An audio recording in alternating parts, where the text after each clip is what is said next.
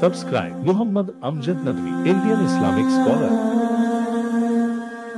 أعوذ بالله من الشيطان الرجيم بسم الله الرحمن الرحيم ما أصاب من مصيبة إلا بإذن الله ومن يؤمن بالله يهد قلبه والله بكل شيء عليم وأطيعوا الله وأطيعوا الرسول فإن توليتم فإنما على رسولنا البلاغ المبين الله لا إله إلا هو وعلى الله فليتوكل المؤمنون ما أصاب من مصیبت الا بإذن اللہ، کوئی مصیبت، سختی یا پریشانی نہیں آتی مگر بغیر اللہ کے حکم کے، اور جو اللہ پر ایمان رکھتا ہے اللہ اس کے قلب کو سیدھا راستہ دکھاتا ہے۔ اللہ ہر چیز کا علم رکھنے والا ہے۔ اللہ کی اطاعت کرو اور رسول کی اطاعت کرو، پھر اگر تم پھر گئے تو ہمارے رسول کا کام صرف کھلے طور پر پیغام پہنچانا ہے۔ اللہ کے سوا کوئی معبود نہیں، اور اللہ ہی پر مومنوں کو بھروسہ کرنا چاہیے۔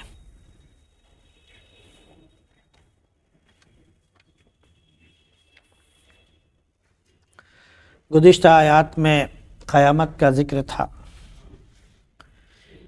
کہ قیامت کے دن اللہ سب کو جمع کرے گا۔ یہاں پر خاص طور سے منافقوں کو اور مخاطب کر کے کہا گیا ہے کہ جس دن کے جمع کرنے والے دن سب کو جمع کرے گا اللہ، تو وہ نقصان کا دن ہوگا، ہار کا دن ہوگا۔ لیکن جو اللہ پر ایمان رکھتا ہو، نیک عمل کرتا ہو، اللہ اس کے گناہوں کا کفارہ کر دے گا اور ایسی جنتوں میں داخل کرے گا جس کے نیچے سے نہریں جاری ہیں، اس میں ہمیشہ ہمیشہ رہیں گے، اور وہ بہت بڑی کامیابی ہے۔ اس کے برعکس جو کفر کرے گا، اللہ کی آیتوں کو جھٹلائے گا، وہ جہنمی ہے، اس میں وہ ہمیشہ ہمیشہ رہے گا اور اس کا بہت برا انجام ہوگا۔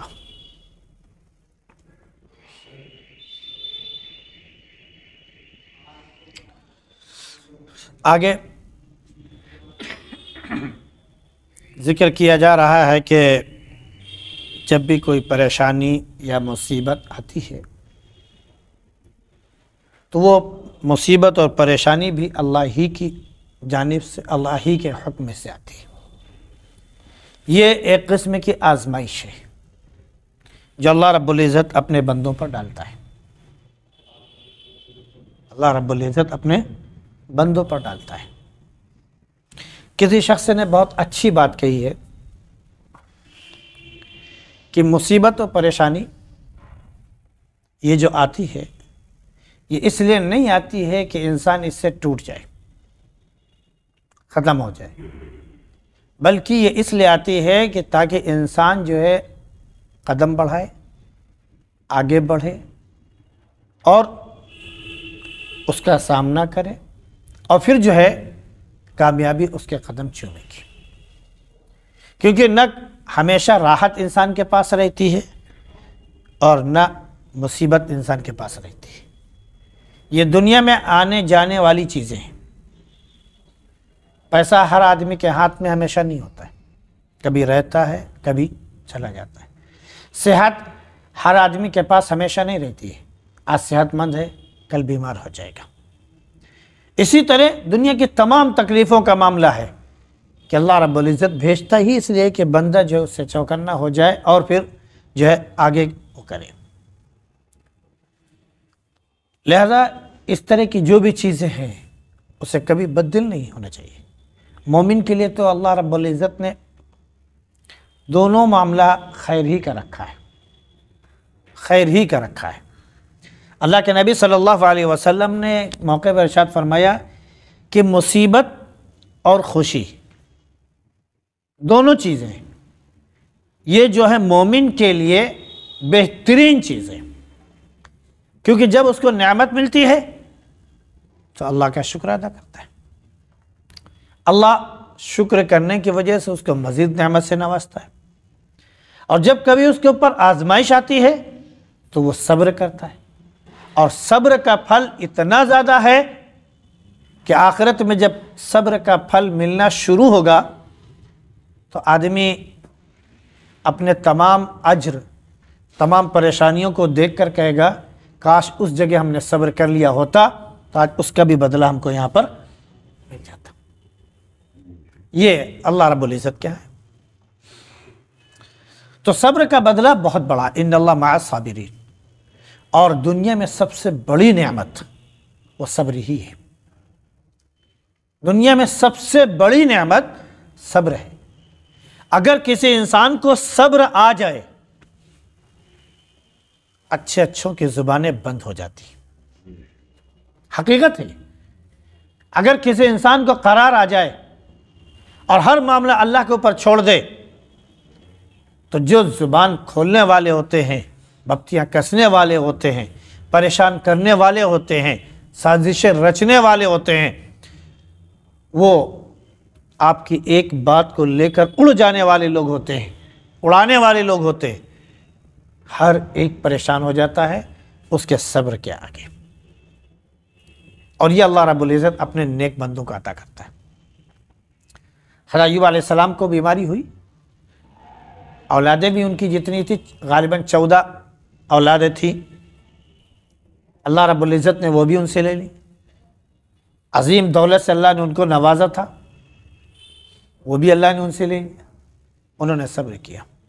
ایک مرتبہ بیوی نے کہا بھی کہ آپ تو اللہ کے نیک بندے ہیں، نبی ہیں، آپ اللہ سے دعا کیجئے کہ اللہ رب العزت یہ پریشانیاں دور فرما دے۔ تو بڑے پیار سے اپنی اہلیہ سے کہا، اچھا بتاؤ اللہ نے ہم کو کتنے دن تک خوشحال رکھا؟ انہوں نے کہا 80 سال۔ 80 سال اللہ نے خوشحال رکھا، کوئی مسئلہ نہیں تھا۔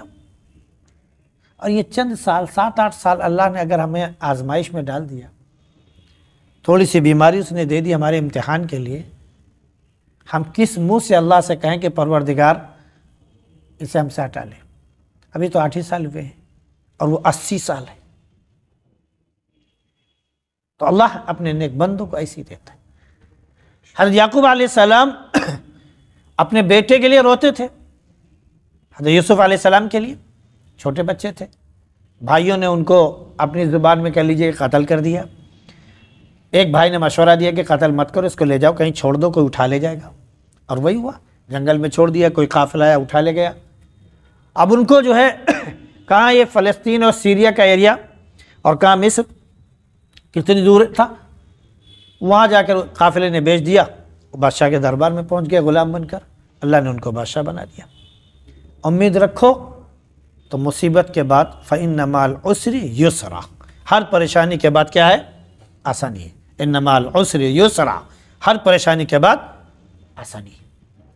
تو اللہ کے نبی صلی اللہ علیہ وسلم فرمائے کہ جب خوشی حاصل ہوتی ہے تو شکر کرتا ہے، اور جب مصیبت آتی ہے تو وہ صبر کرتا ہے۔ دونوں ہی چیزیں بندے کے لیے سب سے بہترین چیزیں۔ حضرت عائشہ صدیقہ رضی اللہ عنہ پر اللہ نے آزمائش ڈالی۔ اللہ کے نبی صلی اللہ علیہ وسلم کی زوجہ تھی، بہت معصوم، بہت نیک تھی، برائی کے تصور بھی نہیں کرتی تھی۔ منافقوں نے ان کے اوپر الزام لگا ڈالا۔ اللہ کے نبی صلی اللہ علیہ وسلم نے ان سے پوچھا، عائشہ تم سچ سچ بتا دو۔ انہوں نے کہا کہ اللہ کے نبی اگر میں جھوٹ بولتی ہوں، اگر میں جھوٹ بولتی ہوں تو پوری دنیا اسے سچ مان لے گی۔ اگر میں جو میرے اوپر الزام لگا میں کہہ دوں کہ میں نے کیا ہے تو آپ بھی مان لیں گے، اور دنیا بھی اسی کو کہہ رہی ہے اور دنیا بھی مان لے گی۔ اور اگر میں انکار کروں تو چونکہ میرے پاس کوئی گواہی نہیں ہے، ثبوت نہیں ہے، اس لیے نہ آپ مانیں گے نہ دنیا مانے گی، میں اپنا معاملہ اللہ کے حوالے کرتی ہوں۔ اللہ کے نبی صلی اللہ علیہ وسلم خاموش ہو گئے۔ پھر کیا ہوا؟ اللہ نے آیت نازل کرنا شروع کی، سورۃ انزلناها وفرضناها وانزلنا فيها آیات بینات لعلکم تذکرون، الزانیۃ والزانی فاجلدوا کل واحد منہما، 18 آیتیں اللہ رب العزت نے نازل فرمائی۔ جو حضرت عائشہ صدیقہ رضی اللہ عنہ کی سچائی، صداقت اور براءت کے بارے میں تھی، سب کا مکالمہ ہوا۔ صبر ایک ایسی چیز ہے۔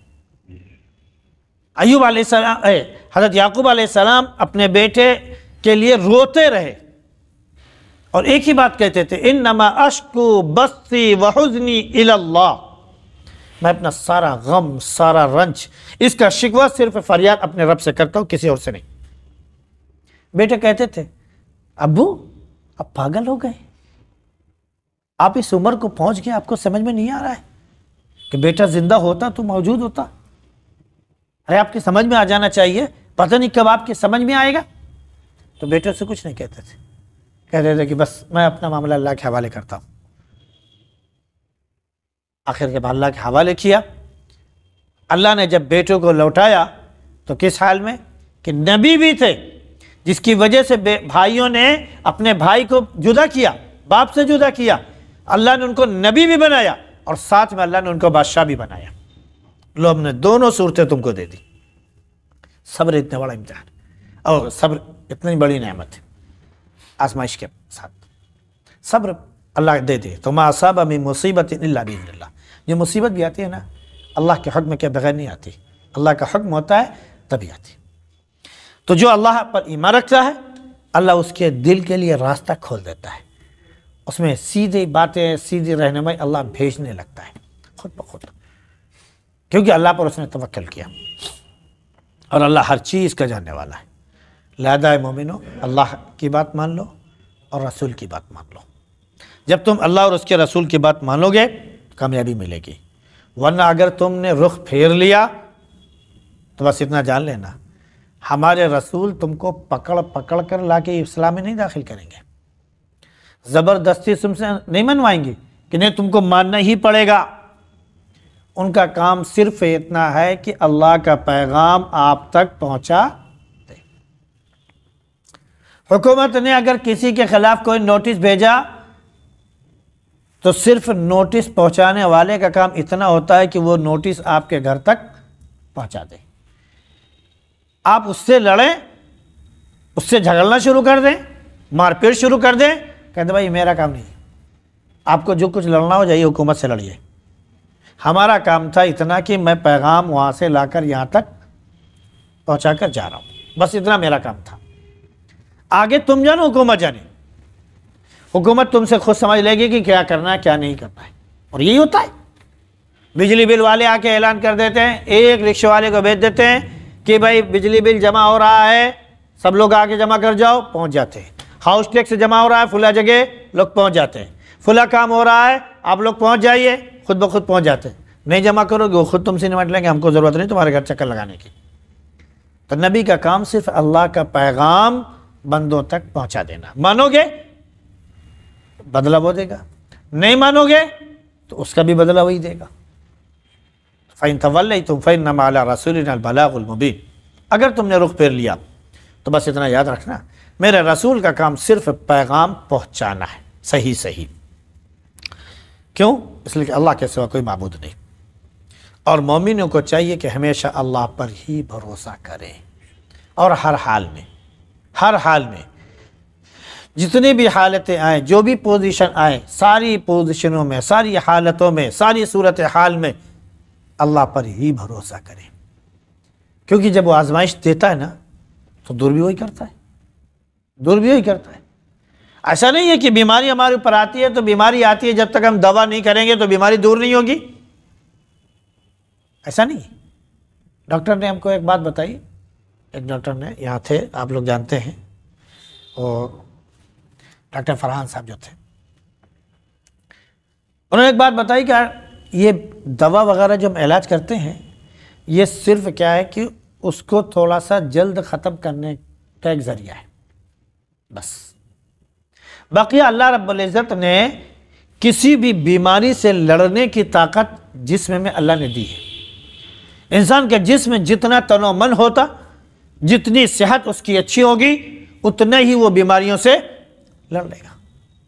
مثال کے طور پر انسان کی ہڈی ٹوٹ گئی، اگر آپ نے اس کا علاج کیا، ہڈی کو کھینچ کر کے اس کو پھر اسی جگہ بٹھا دیا تو ہڈی وہیں سے جڑ جائے گی۔ اور اگر آپ نے نہیں بٹھایا تو ہڈی جہاں جہاں پہنچ گئی ہے ٹوٹ کر وہ وہیں سے جڑ جائے گی، جہاں کھسک کے وہ چلی گئی ہے پھر وہاں سے جڑ جائے گی۔ کیوں؟ اس لیے کہ اللہ نے تمہارے اندر وہ صلاحیت رکھی ہے کہ ہڈی ایک جگہ سے کھسک کر دوسری جگہ گئی تو اگر تم نے اس کو بٹھا دیا پھر جائے جگہ پر تو ابھی اس کے اندر نرم ہے وہ چیز آ جائے گی، اور نہیں کیا تو بعد میں وہی چیز وہاں پر جا کے جس جگہ بیٹھ گئی وہیں بیٹھ جائے گی، پھر وہاں سے ہٹے گی نہیں۔ اللہ کی طرف سے آج آپ کو بخار ہے، اگر آپ نے دوا لی تو ٹھیک، نہیں لیے تو ایسا نہیں کہ ہمیشہ ہی بخار آپ کے پاس رہے گا، ایک وقت آئے گا بخار خود بخود آپ سے اتر جائے گا، خود بخود چلا جائے گا۔ یہ اللہ نے رکھا ہے انسان کے اندر کہ اس کے اندر جو اللہ نے رکھے ہیں طاقت قوتیں، تو اس طاقت اور قوت کی وجہ سے وہ تمام چیزوں سے لڑتا ہے۔ پھر یہ سب چیزیں جو ہے موت کا ایک ذریعہ بہانہ ہے۔ اللہ کے نبی صلی اللہ علیہ وسلم نے ایک مرتبہ ایسے اشارات بتایا، نقشہ بنایا، کہا یہ دیکھو چاروں طرف سے یہ موت کھڑی ہے اور یہ بیچ میں چھوٹی چھوٹی جو لکیریں ہیں یہ موت کا ذریعہ ہے۔ آج ایکسیڈنٹ ہو گیا، آج بیماری لائق ہو گئی، اب یہ ہو گیا، اب اس سے بچ گیا، اب اس سے بچ گیا، پھر اس کے بعد ایک دکھایا، کہا دیکھو یہ آخری تک جو لکیر گئی ہوئی ہے اور یہ ایک باہر نکل گئی ہے، یہ لکیر جو گئی ہے یہاں تک یہ موت ہے، اوپر کی جو ہے وہ تمہاری خواہش ہے، تمہارا پیٹ، تمہاری خواہش صرف قبر ہی بھرے گی اور بقیہ کچھ نہیں۔ تمہارے پیٹ کی خواہش جو ہے وہ صرف قبر ہی بھرے گی اور کوئی نہیں بھر سکتا، کیونکہ وہ مرنے کے بعد تک، مرنے تک انسان اسی آرزو امید میں لگا رہتا ہے۔ تو معلوم یہ ہوا کہ اللہ پر بھروسہ کرنا چاہیے، کس کو؟ مومنوں کو۔ اور یہ اللہ رب العزت نے دکھایا بھی ہے کہ جب اللہ کے بندے اللہ پر بھروسہ کرتے ہیں کہ دنیا کی طاقت ہے ایک طرف، اللہ کے نیک بندے جب اس جگہ کھڑے ہوتے ہیں تو اللہ کی مدد شامل حال ہوتی ہے، انہیں کوئی توڑ نہیں سکتا ہے۔ کیوں؟